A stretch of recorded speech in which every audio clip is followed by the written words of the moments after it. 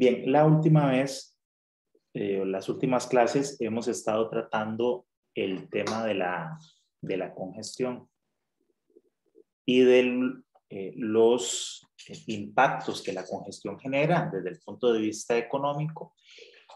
Y la última clase estudiamos uno de los dos impactos más importantes o de las dos distorsiones económicas, así le estamos llamando, distorsiones económicas producidas por la congestión.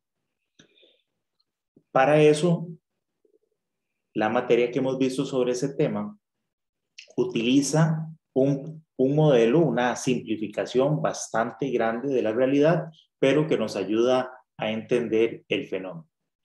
En ese caso, el fenómeno o el modelo que estamos utilizando supone nada más que en nuestra realidad, el fenómeno del transporte, de la movilidad, está ocurriendo entre dos puntos. Tenemos un origen O, ubicado por acá, y un destino ubicado en otro sitio.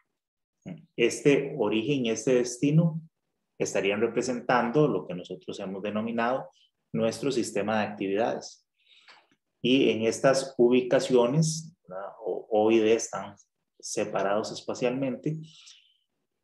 En el origen está ubicado las personas que desean movilizarse hasta el destino para realizar sus actividades. Podríamos pensar, por ejemplo, que en este sistema, en este espacio, en O están ubicadas las personas y sus hogares, y ellos viven acá, y en D están ubicados los sitios de trabajo. Una cosa así muy simple, y que estamos estudiando el sistema de actividades durante el periodo pico de la mañana, donde las personas se movilizan hasta este punto para ir a trabajar.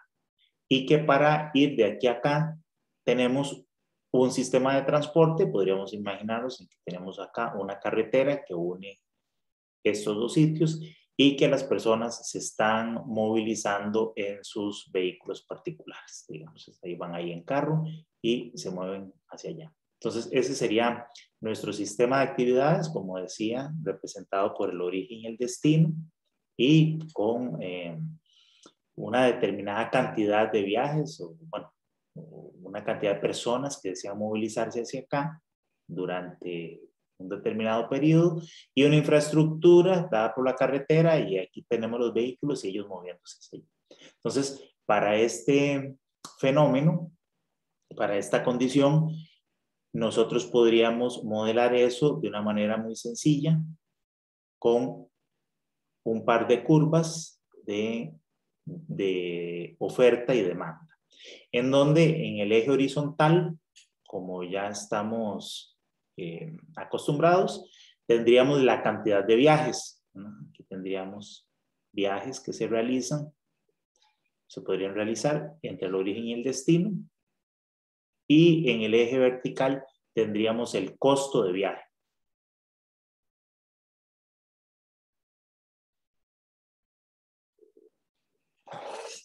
También estudiamos la vez anterior cómo nosotros construíamos la curva de oferta asociada a este tema de aquí. Entonces vimos que teníamos que sumar el costo o el valor de los insumos que se utilizaban para poder producir los viajes, y eso incluía todos los elementos de la del sistema de transporte, que incluía la infraestructura.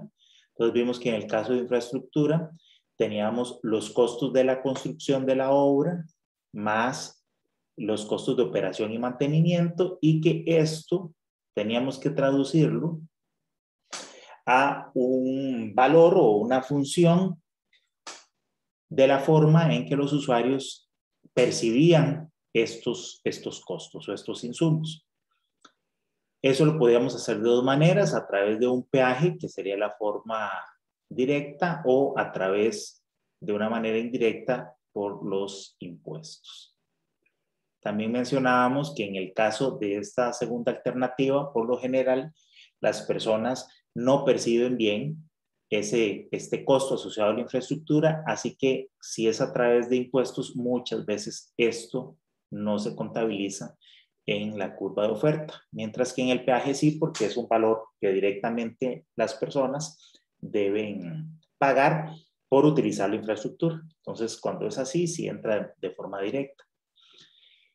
La manera en que esto se construía como curva de oferta o como costo percibido por el usuario, es que todos esos costos de infraestructura, finalmente, al traducirlos en un peaje, esto corresponde a un valor promedio. Se suman todos los costos de, como decía, construcción de la obra, costos de mantenimiento y operación. Se hace teniendo los datos de las personas que están más o menos, o se estima que utilizan la carretera, se divide entre esos usuarios y se obtiene una tarifa que es un valor fijo. Entonces ese valor fijo se sumaría acá, sería constante, sería un costo constante que no depende de la cantidad de viajes que estén utilizando la vía, sino que es de esa manera. Luego también teníamos los costos de los vehículos y de la operación. Entonces, por acá tenemos todo lo que es el combustible, lubricantes, mantenimiento, etcétera, ¿no? Y todo esto, entonces, son lo que llamamos costos de operación, que normalmente estos costos de operación, sobre todo los que tienen que ver con consumo de combustible, y bueno, también lubricantes y otros, están en función de la velocidad de circulación de la carretera. Entonces, si,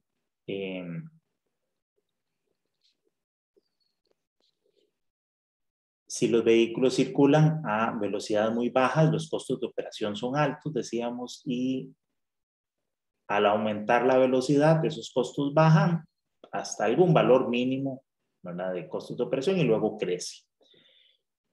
Estos costos también tenemos que entonces sumarlos aquí. Entonces, a partir de este punto, sumamos también esa curva. Y también, como parte de la operación de esos vehículos o de los costos de operación de los vehículos, teníamos el tiempo de viaje. Porque en la función de oferta de transporte, nosotros debemos considerar todos aquellos atributos de la realización de un viaje que son elementos tomados en consideración por el viajero para tomar sus decisiones. Desde viajar, no viajar, qué modo de transporte usar, qué ruta utilizar, etc. Entonces, el tiempo de viaje es uno de esos elementos no monetarios que es sumamente importante para tomar en consideración. No solamente el tiempo de viaje en sí mismo, aquí vamos a hablar solo, para este ejemplo, solo del tiempo de viaje, pero en general el tiempo de espera, de transbordo, dependiendo de los modos de transporte que estoy usando, en fin. Entonces, todos esos tiempos deberían ser considerados. También en este caso que estamos hablando de el transporte por carretera, ese tiempo de viaje y su valor también va a depender de la velocidad, ¿verdad? Si esto es velocidad, entonces, obviamente, a bajas velocidades el tiempo de viaje es muy alto y conforme la velocidad aumenta, pues los tiempos de recorrido de la carretera van a disminuir. Esto traducido, para poderlo sumar en esta curva, bueno, lo mismo teníamos que haber hecho aquí, para si esto era velocidad, es que saber que en términos de la relación de la velocidad y el flujo, si esto fuera flujo, o viajes, y esto velocidad, más adelante vamos a ver cómo es que se relacionan esto y vamos a tener unas curvas para hacer modelación del comportamiento de flujos vehiculares en las vías, pero eso lo vamos a ver al final del curso. Sin embargo, yo les adelanto que esto funciona de la siguiente manera. Cuando la carretera tiene un flujo muy bajo, la carretera se puede utilizar a las velocidades de circulación más altas, ¿verdad? La velocidad máxima. A medida que la carretera se va llenando de vehículos, entonces esa velocidad comienza a decaer. De hecho, se alcanza aquí un punto en donde aquí lo que tenemos es el flujo máximo que puede utilizar la carretera, o lo que llamamos también la capacidad de la vía. Esto lo vamos a ver luego con detalle, vamos a ver por qué tiene esta forma.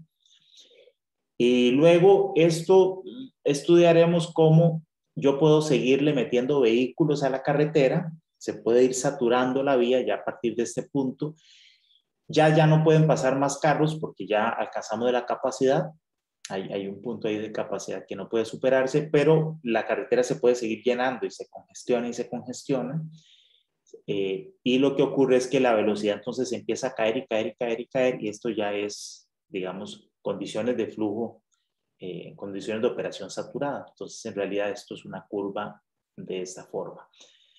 Esto tiene un problema luego de modelación, porque entonces para cada flujo yo tengo dos condiciones de tránsito, ¿verdad?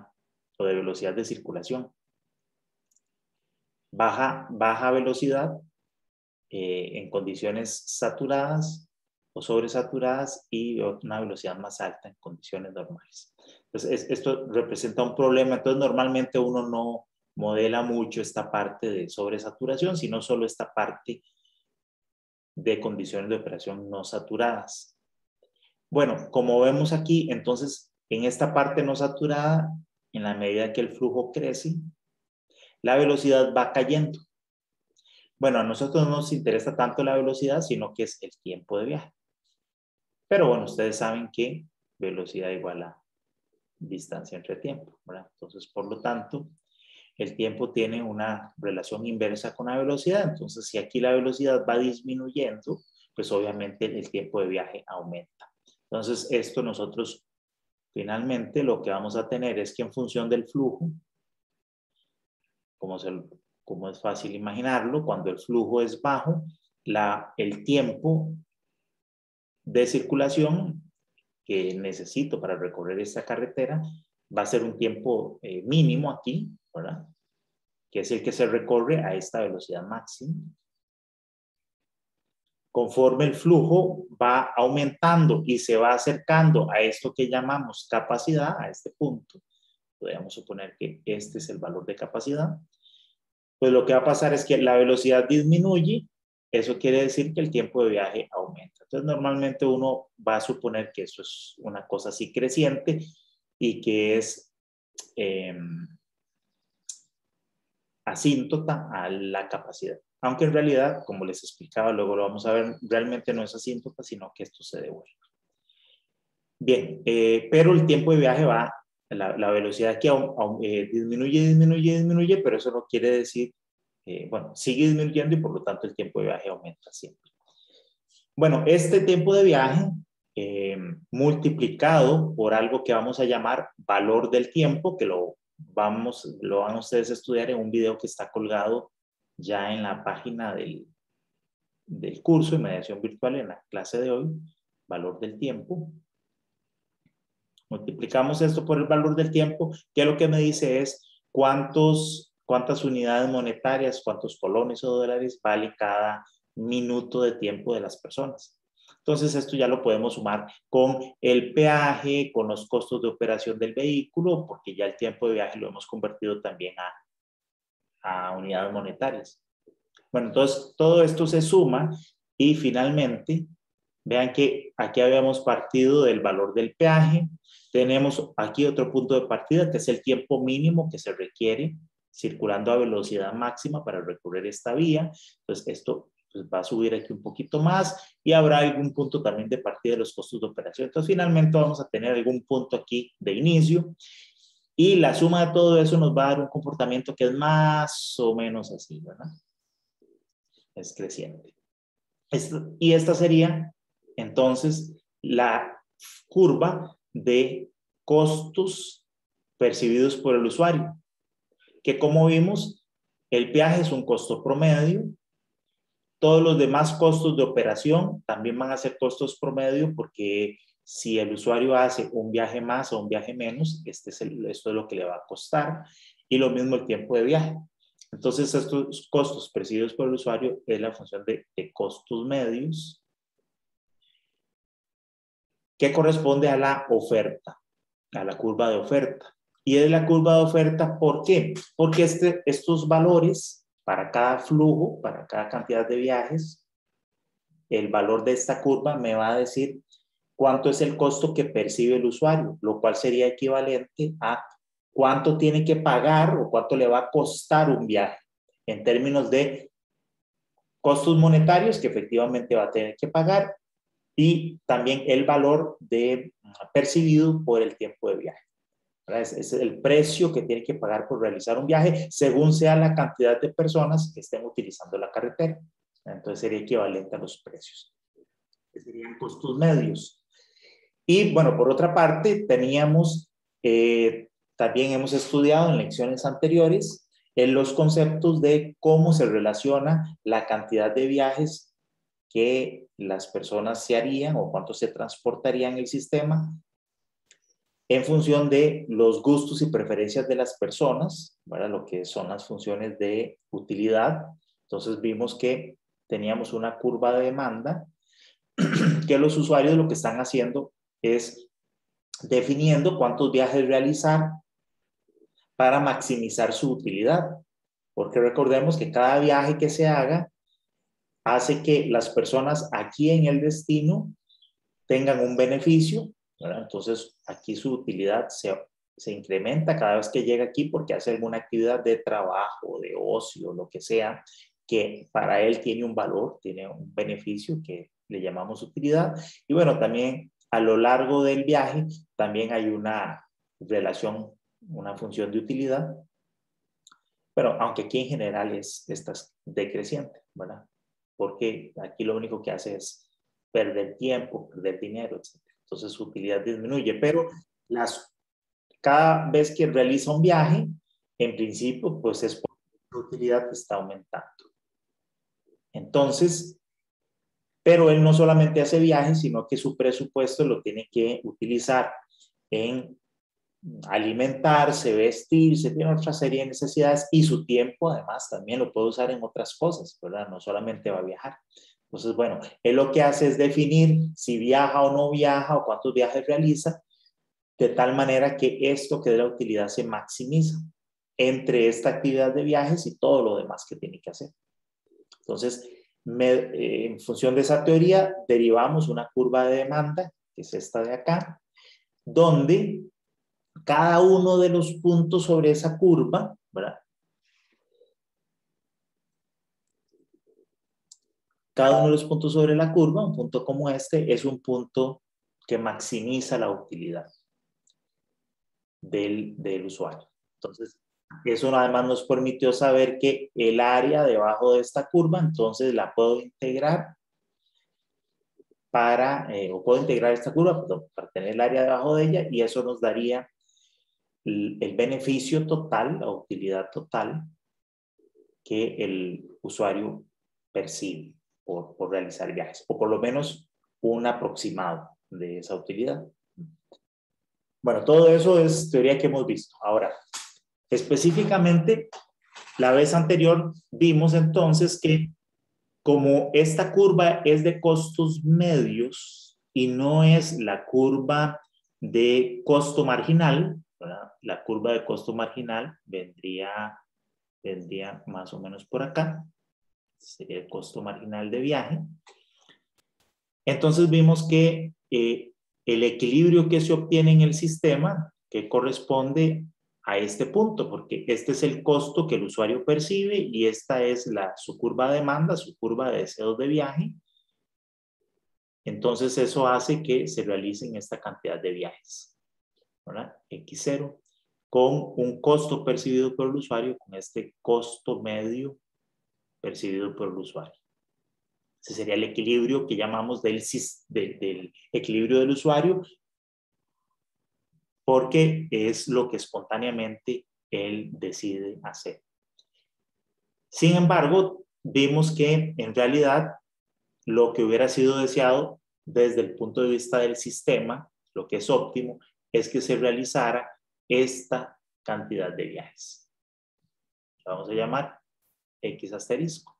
¿Por qué esa cantidad de viajes? Porque si nosotros calculamos el excedente social neto, que era el área bajo la curva de demanda y sobre la curva de costo marginal de producción, esta área que estoy marcando acá, el área se maximizaba más bien en este punto, donde tenemos, déjenme borrar un poquito por acá, para tener espacio que necesitamos.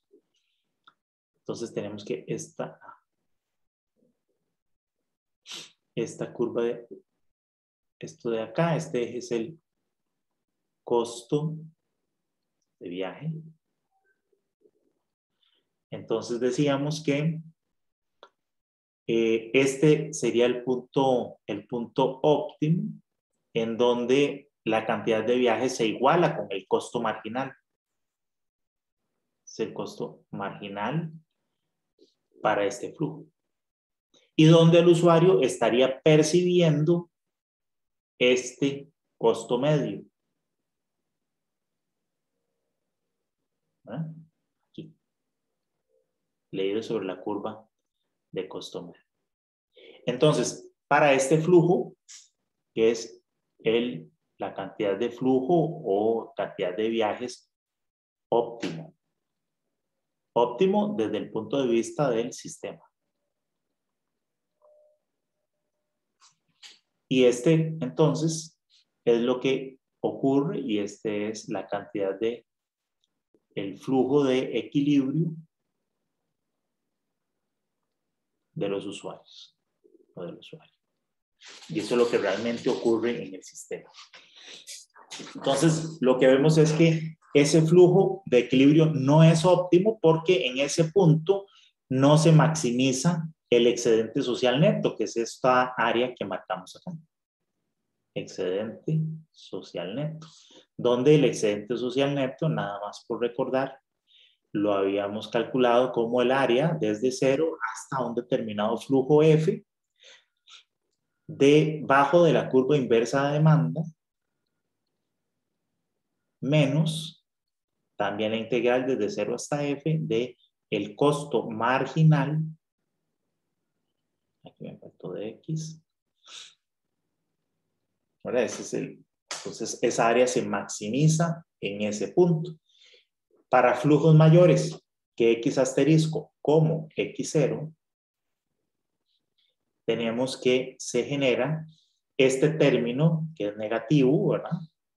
Comienza a ser mayor que este término positivo. Entonces, esas áreas comienzan a restar. Entonces, se genera esta área de acá. Esto es lo que nosotros llamamos una pérdida. Esta es la pérdida social. Así es una pérdida económica. ¿Qué produce este fenómeno en donde los usuarios, al no percibir esta curva, este costo, sino este otro, entonces hacen más viajes de la cuenta? Y entonces a esto le llamamos nosotros sobreconsumo. Vamos a poner esto en algún otro color aquí, ¿verdad? Esta diferencia, este delta, X0 menos X asterisco, que es ese delta, es un sobreconsumo.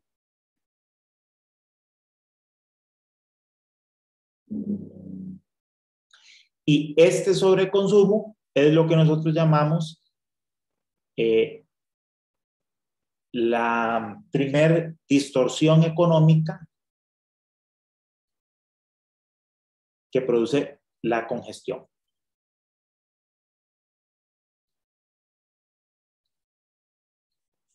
¿Sí? Eso es lo que estuvimos estudiando la vez anterior. ¿Por qué se produce esta distorsión económica? Bueno, dijimos que este fenómeno sucede por dos razones. Vea que le estamos llamando distorsión económica de la congestión, entonces tiene que ver con la congestión. ¿Qué llamamos nosotros congestión? A este incremento que tiene la curva de costo en función del flujo. Porque esta curva, por lo general, al inicio es bastante plana, ¿verdad? Fíjense que más o menos como por aquí hasta aquí, yo la dibujé como plana. en este rango, independientemente del flujo, la curva es bastante recta. Bueno, y vean que en esos puntos la curva de costo marginal coincide más o menos, ¿verdad? Bastante bien con la curva de costo medio. Acá, en este rango. Este rango es un rango de operación sin congestión. De hecho, fíjense que si esta curva de demanda pasara por ahí, más bien tuviéramos menos demanda, va a coincidir la curva de costo marginal con la curva de costo medio. Al coincidir ambas curvas, pues entonces X asterisco y X supra cero van a ser el mismo. Entonces, cuando no hay congestión, no hay ningún problema. No pasa nada, no hay sobreconsumo, el equilibrio es óptimo. Pero cuando ya empieza a crecer la curva, es decir, cuando está pendiente, ya cuando la pendiente es positiva, esa pendiente que no es otra cosa más que, vamos a poner también esto aquí otro color para que llame la atención, amarillo. Esta pendiente es la derivada del costo medio, ¿no? El costo medio empieza a cambiar en función del flujo. Esto es positivo, mayor que cero, lo llamamos costo por congestión. Es el costo de congestión. Cuando se comienza a dar el costo por congestión, ya empezamos a tener problemas, porque se empiezan a separar la curva de costo marginal de la curva de costo medio. Y comienzan a ser distintas. De hecho, nosotros vimos que el costo marginal era igual al costo medio más X o F, el flujo, por la derivada del costo medio respecto a X. ¿No? Esta es la relación entre ambas curvas, de la separación que tienen, es equivalente a este valor.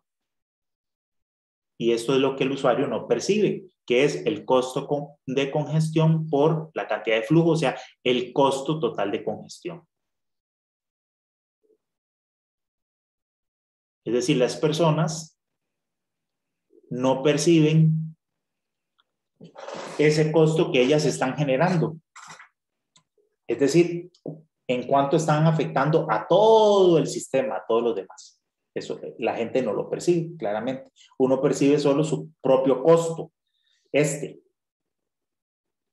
que corresponde a la curva gris. Es lo que yo siento. Cuánto pagué de peaje, cuánto estoy gastando de gasolina, cuánto me está durando el viaje, eso lo percibo perfectamente, el costo medio. Pero esta parte no. En cuánto estoy yo aumentando el costo total del sistema, no lo percibo.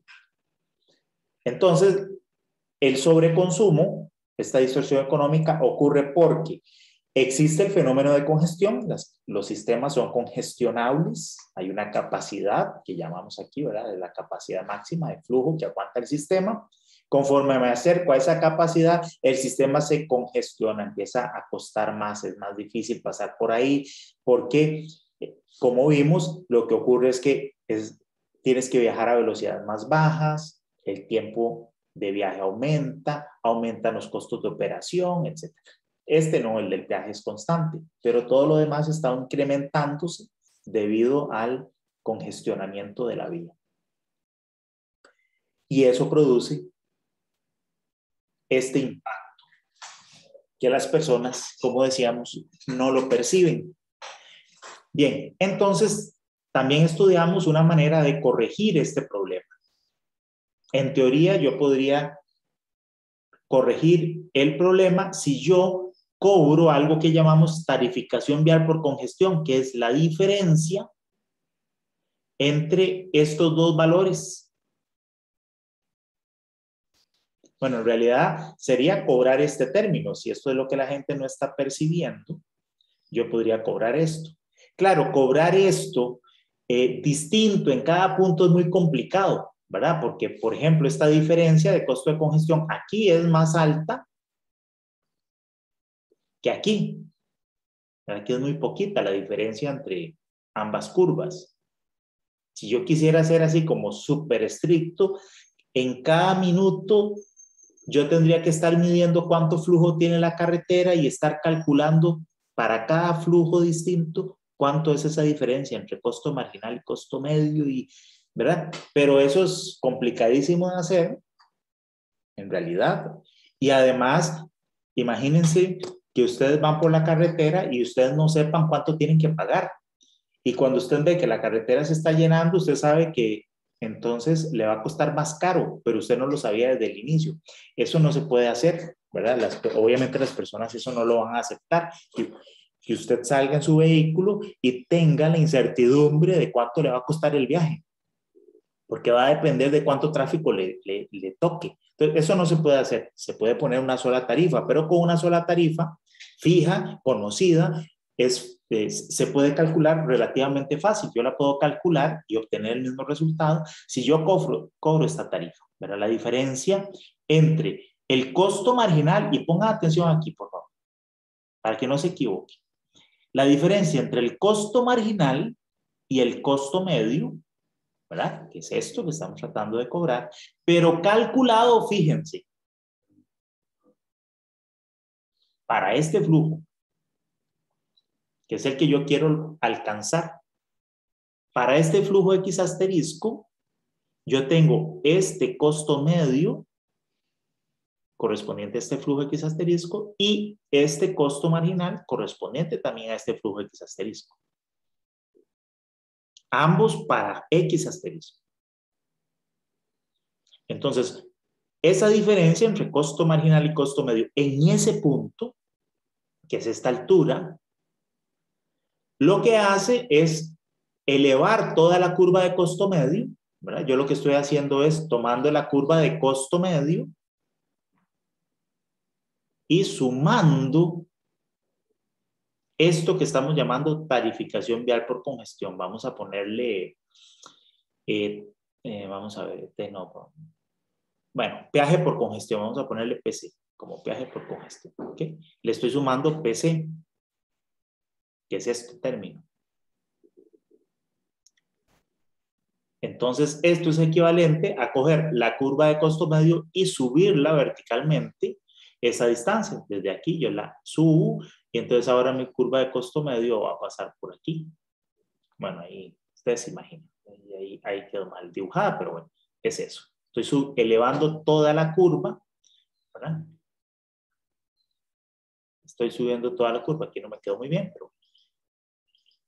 Y ahora la curva de costo medio más, ¿verdad? Esta curva amarilla sería, entonces eso, la curva de costo medio más ese peaje por congestión que estamos llamando. Que ese peaje por congestión lo calculamos así, diferencia entre el costo medio y, perdón, costo marginal y costo medio, pero calculado en el flujo X asterisco, en el óptimo.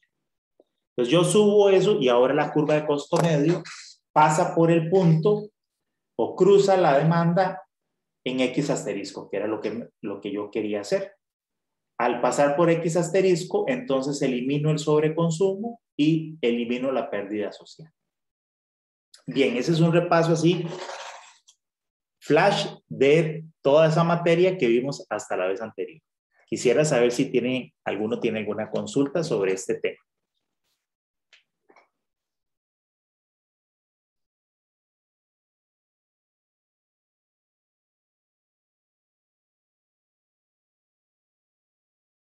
No hay consultas. Ese que dijo que era, perdón. La Tarificación. diferencia entre... Ajá, es la tarificación vial por congestión. Y se calcula esa tarificación vial por congestión, que ahí le puse PCS.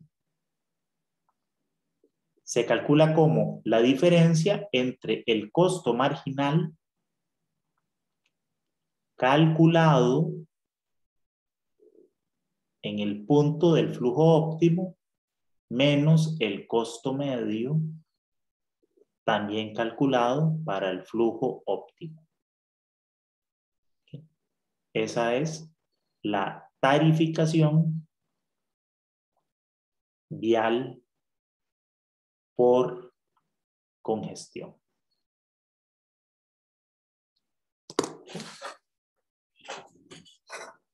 Ese es el concepto económico que en principio correspondería a la herramienta óptima para resolver los problemas de congestión.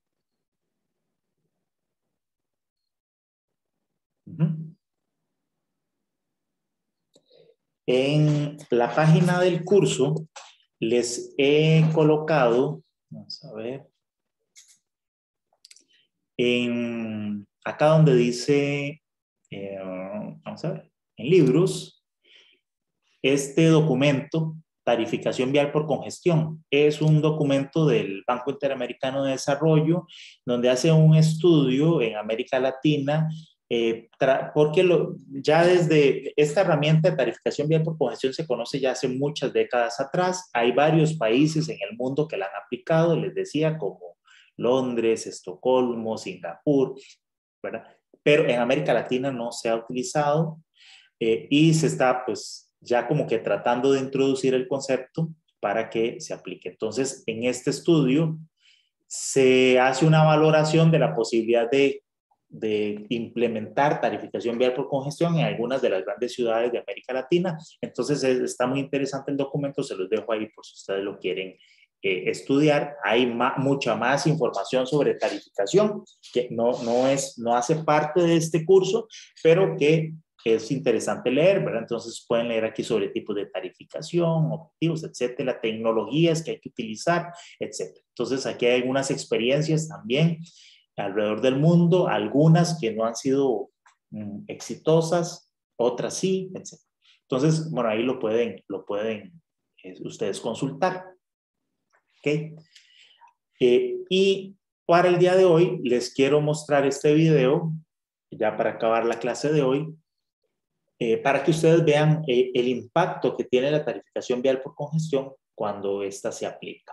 Entonces, voy a pasar a que veamos el video de una vez. Voy a ponerle todo el volumen, que lo puedan ustedes ver.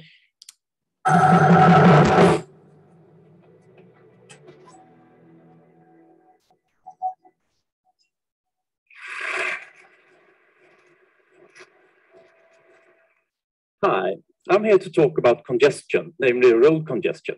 Road congestion is a pervasive phenomenon. It exists in basically all of the cities all around the world, which is a little bit surprising when you think about it. I mean, think about how different cities are, actually. I mean, you have the typical European cities with a dense urban core, good public transportation mostly, not a lot of road capacity. But then on the other hand, you have the American cities. It's moving by itself, okay. Anyway, the American cities. Lots of roads dispersed over large areas, almost no public transportation. And then you have the emerging world cities with a mixed variety of vehicles, mixed land use patterns, also rather dispersed, but often with a very dense urban core. And traffic planners all around the world have tried lots of different measures, dense cities or dispersed cities, lots of roads or lots of public transport or lots of bike lanes or more information or lots of different things, but nothing seems to work. But all of these attempts have one thing in common. They are basically attempts at figuring out what people should do instead of rush hour car driving. They are essentially, to a point, attempts at planning what other people should do, planning their life for them. Now, planning a complex social system is a very hard thing to do. And let me tell you a story. Back in 1989, when the Berlin Wall fell, an urban planner in London got a phone call from a colleague in Moscow saying basically, hi, this is Vladimir. I'd like to know who's in charge of London's bread supply.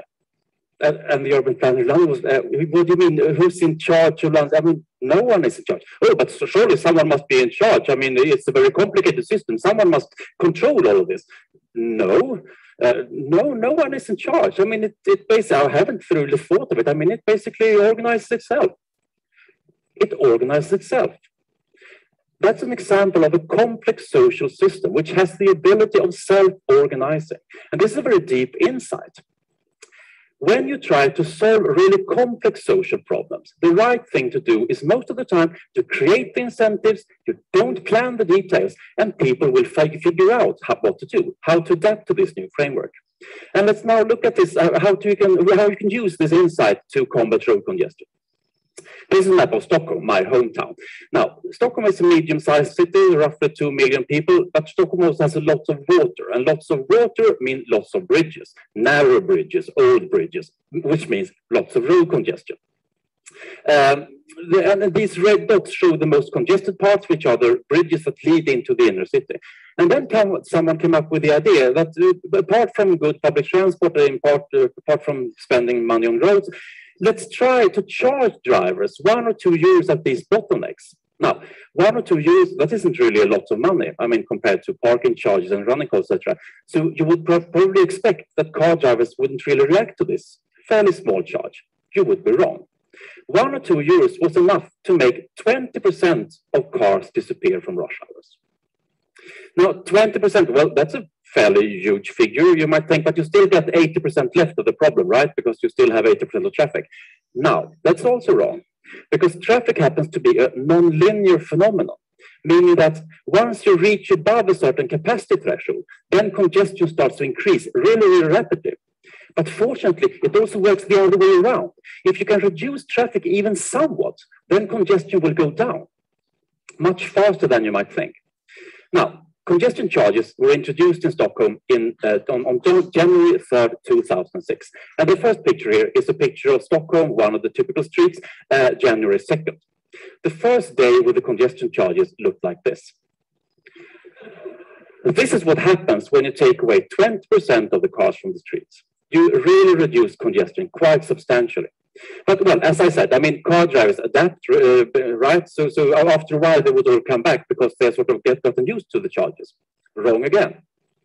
It's now 6.5 years ago since the congestion charges were introduced in Stockholm, and we basically had the same low traffic levels still.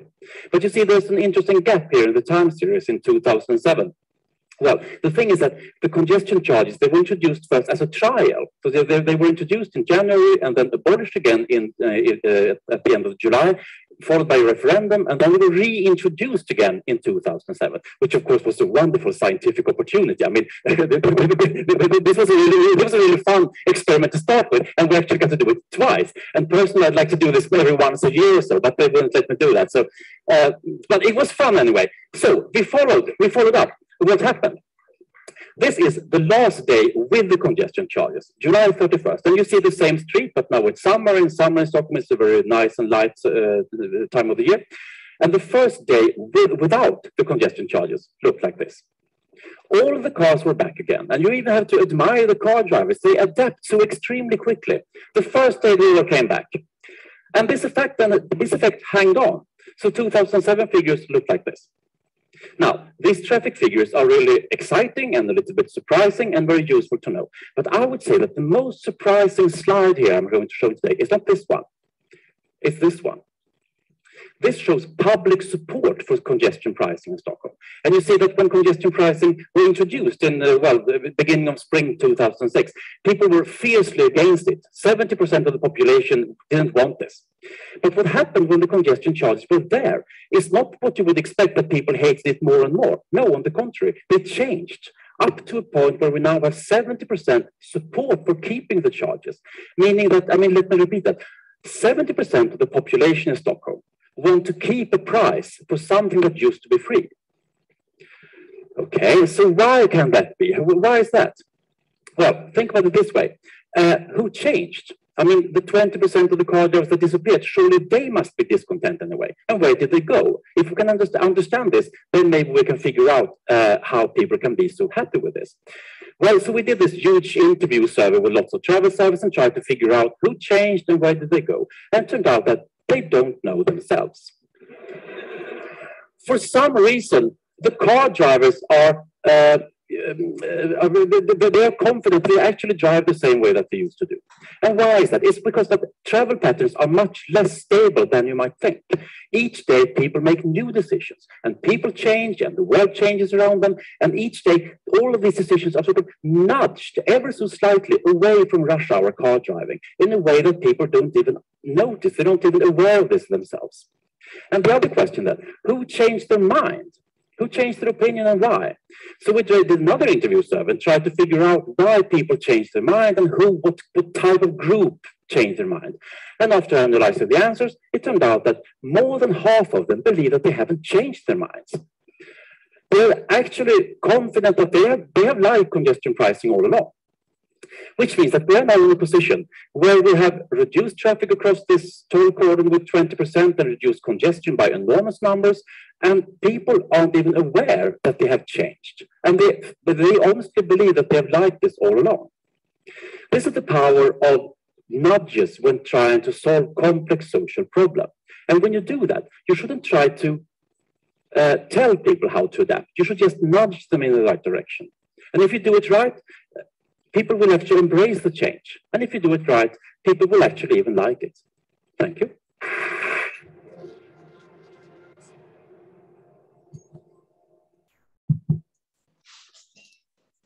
Muy bien, ese era el video que les quería presentar sobre este tema de congestión vial por tarificación vial por congestión. Me parece muy interesante y que además se adapta muy bien a la materia que estamos estudiando de la parte teórica, ¿verdad? Ahí la ven ya desde el punto de vista práctico, cómo fue que la implementaron en Estocolmo y que efectivamente genera el impacto que nosotros andamos buscando, ¿verdad? Que es reducir ese sobreconsumo, esa cantidad de viajes. Como vieron allí, se redujo en alrededor de un 20% y como él mencionaba, parece que es poco el tráfico que hay que reducir y como que quedaría todavía muchísimo tráfico, pero precisamente por este fenómeno de congestión, que es una curva creciente, que crece muy rápidamente, esta pequeña diferencia va a reducir de manera importante la cantidad de tiempo perdido y esta pérdida social que se genera por ese pequeño incremento, ese 20% adicional de tráfico que tenemos en las vías. Es una medida, como ven, muy eficiente, tan eficiente que se coloca un día y al día siguiente comienza a generar resultados, ¿verdad? No hay nada más efectivo que tocarle el bolsillo o que nos toquen el bolsillo a las personas. Nos duele, digamos, sacar ese dinero cuando lo sentimos, cuando tenemos que pagarlo ahí a través de una caseta, lo percibimos como un costo muy alto y no nos gusta pagarlo. Y por eso es tan efectivo. Quitas la medida y al día siguiente, ¡bum!, regresa el tráfico otra vez. Entonces, realmente es una medida que genera un impacto positivo de manera muy, muy inmediata. A corto plazo ya tenemos unos resultados. Y bueno, esto a lo mejor les toque a ustedes en algún momento implementarlo. Y yo creo que esto es algo que ya en los próximos años, próximas décadas, probablemente comience ya a discutirse, ya no solo en las aulas, como lo hemos venido haciendo durante mucho tiempo, sino ya en términos prácticos como una medida que en algún momento es probable que se empiece a implementar en otros países de América Latina y bueno, ya en algún momento probablemente en nuestro país. Muy bien, no sé si tienen alguna duda o comentario.